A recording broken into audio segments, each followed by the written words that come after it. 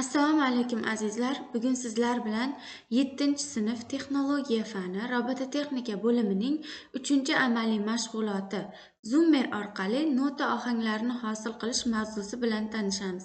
Ishning maqsadi Zoomer orqali nota ohanglarini hosil qilishni o'rganish. Kerakli materiallar va ish qurollari albatta Zoomer elementi, svetodiod, Arduino Uno, maket platasi, ulovchi simlar va xavfsizlik texnikasi qoidalari va albatta Tinkercad platformasi kerak bo'ladi. Amaliy mashg'ulotimizni bajarishni 2 bosqichda amalga oshiramiz. Birinchi bosqichda uning texnik qismini tuzib olamiz. Ikkinchi bosqichda esa uning dasturiy qismini tuzib olamiz. Ko'rib turganingizdek, amaliy mashg'ulotimizni boshlashdan oldin Tinkercad platformasini ishga tushirib olamiz.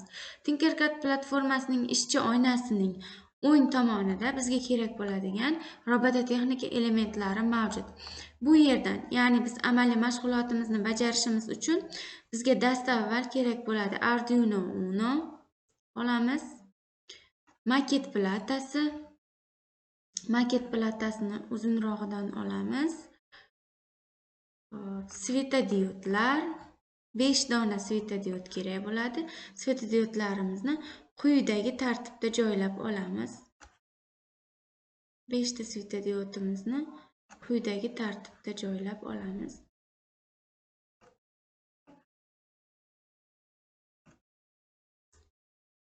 Svetodiodlar ko'rib turganingizdek quyidagi tartibda joylab oldik. Endi ularni rezistorlar bilan biriktirib olamiz. Ya'ni ularni qiyshiq oyoqchalarini rezistor bilan bog'lab olamiz.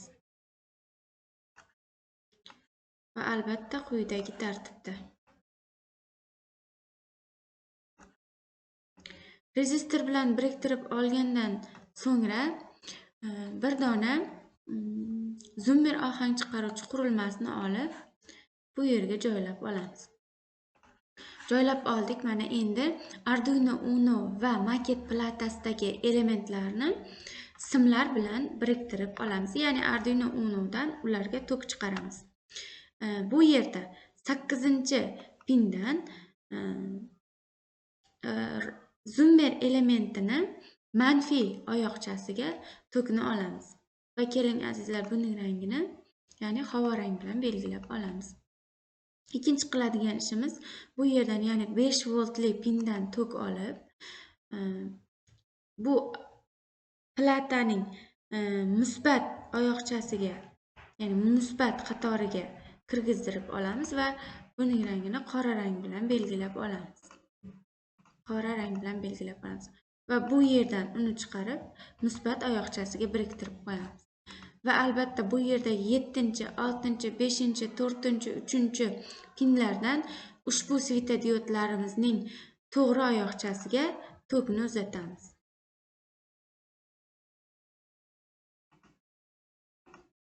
Keling azizlar, buning rangini qizil rang bilan belgilab olamiz. Va davom etamiz. Davom ettiramiz. 5-pindan bu oyoqchasiga, 4-pindan bu oyoqchasiga va 3-pindan bu oyoqchasiga tokni berib olamiz. Mana azizlar, ko'rib turganingizdek bizda dasturiy, ya'ni texnik qismi tayyor bo'ldi. Endi uning dasturiy qismiga o'tamiz. Dasturiy qismiga o'tish uchun bu yerda kod qismi berilgan. Bu yerda biz istasangiz bloklarda, istasangiz ya'ni Arduino Uno dasturlash tilida dasturni tuzishingiz mumkin.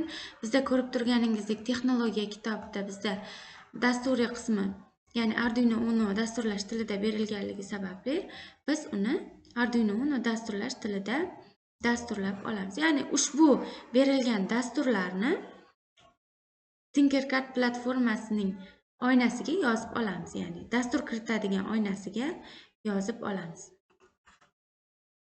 Bu yerdan biz tanlab olamiz. Tekstni tanlab olamiz. Va ushbuga o'chirib tashlaymiz. Bu yerda berilgan barcha dasturlarni nusxalab olamiz va Tinkercadning ishchi oynasiga joylab olamiz.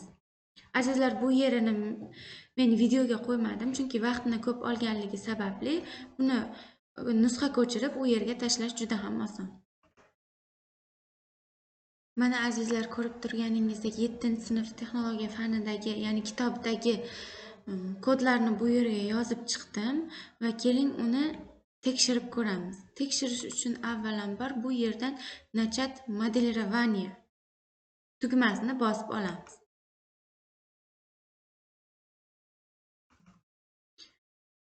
Mana azizlar, ko'rib turganingizdek ohanglarni chiqara boshladi va biz tuzgan dasturimiz va qilgan ishimiz juda ham chiroyli shaklda ishlayapti. Agar videom yoqqan bo'lsa yoki sizga foydasi tekkan bo'lsa, juda ham mamnunman. Keyingi darslarda ko'rishguncha sog' salomat bo'ling. E'tiboringiz uchun rahmat.